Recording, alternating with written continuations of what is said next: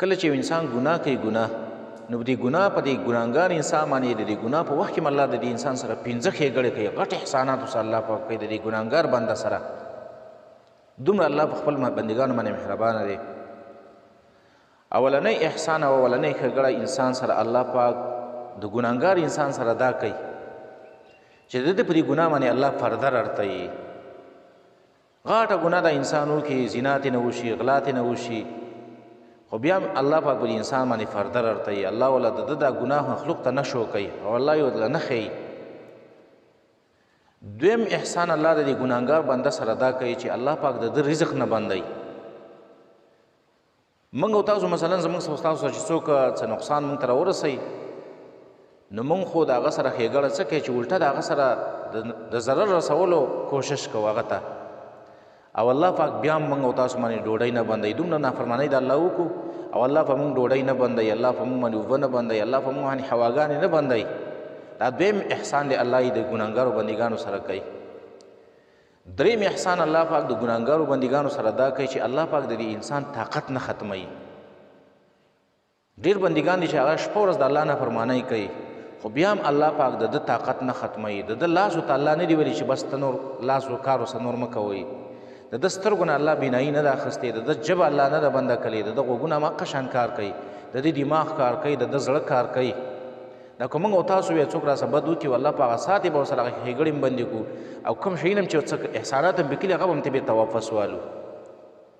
او دریم احسان څلورم احسان الله د دې بنده سره دا کوي د دې ګناهګار بنده سره چې الله پاک دې انسان ته مهلت ورکوي. الله سمدستي سزا نه ورکوي.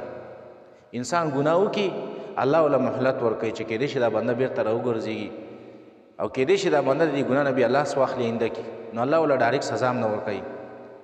او پنځم احسان الله د دې بنده سره دا کوي چې الله پاک ته کله دا بنده د دې غټې ګناه باوجود دا الله ته توبه وباسي په اخلاص سره نو الله پاک یې هغه ګناه معاف کوي.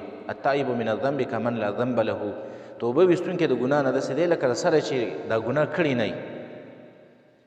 په سوونو ګناهونه د الله وکړه او لږ شان الله ته ژړا وکړه، الله ته لږ شان فریاد وکړه یا الله زما نه دا غلطي وشوله، الله پاک دې استه معاف کړي. الله دومره مهربانه دی په خپلو بندګانو باندې. یو روایت کې راځي رسول الله صلی الله علیه وسلم یو سفر کې و د یو ونې یخ ته ناست و. نو دې کې یو صحابي رالی او د خپل څادر کې د ځان سره څه شی راخیستی و.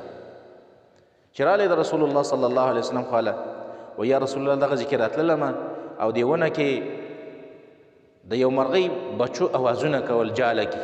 نو زه ورغلم او هغه بچي مې راواخیستل. چې بچي مې راواخیستل نو دا مرغۍ دا مور یې راله او زما پر یې سر باندې تاوېدله. نو ما ورته وایي دا خپل څادر راکولاو کړو، دا بچي مې ورته داسې راکولاو کړي چې دا مرغۍ هم راله او په دې باندې کېناستله. د پاسه هغه مرغۍ مې رابنده کړله او دا را مې وړله. نبي صلی الله علیه وسلم یې تکیې ته چې راکولاو یې کړله مرغۍ په ښه شان ناسته وه، مرغۍ ته نه فاسېدله. د صحابو ته رسول الله صلی الله علیه وسلم تاسو د دې نه تعجب کوئ چې یاره دا مور د مرغۍ په دې خپلو بچو باندې دومره مهربانه ده او څومره پرې رحمت کوي چې نه فاسېږي تې. نو صحابه وویل بالکل یا رسول الله موږ ډېر تعجب کوو. نبي صلی الله علیه وسلم وفرمایل والذي بعثني بالحق لله ارحم بعباده من ام الافراخ بافراخها. قسم می دی په هغه ذات باندې رسول الله صلی الله علیه وسلم فرمایي چې زه په حق رالیږلی یم الله پاک ډېر مهربانه دی په خپلو بندګانو باندې د دې مرغۍ نه په خپلو بچو باندې. یعنې دا مرغۍ په دې خپلو بچو دومره نه مهربانه څومره چې احکم الحاکمین ذات په خپلو بندګانو باندې مهربانه دی. دومره د الله رحم سیوا دی. یو ځل رسول الله صلی الله علیه وسلم وینځې راوستلې. وینځې رالې نو هغه وینځو کې یوه وینځه وه د هغې په خپل بچي باندې نظر ولګېده. کوټې ماشوم بچی و په هغې باندې نظر ولګېده. نو دې وینځې جل ته منډه کړه د خپل بچی راواخیسته او په هغې کو جل تی ته واړته سینې ته یې واړته. نو رسول الله صلی الله علیه وسلم صحابو ته وویله وی تاسو څه خیال دی چې دا مور به د خپل بچی چېرته ورته واړتی؟ نو صحابه یا رسول الله دا چېرته کېدلی شي؟ دا خو دوی باندې دومره مهربانه ده چېرته به یو مور راولګي او خپل بچی به ورته واړتی.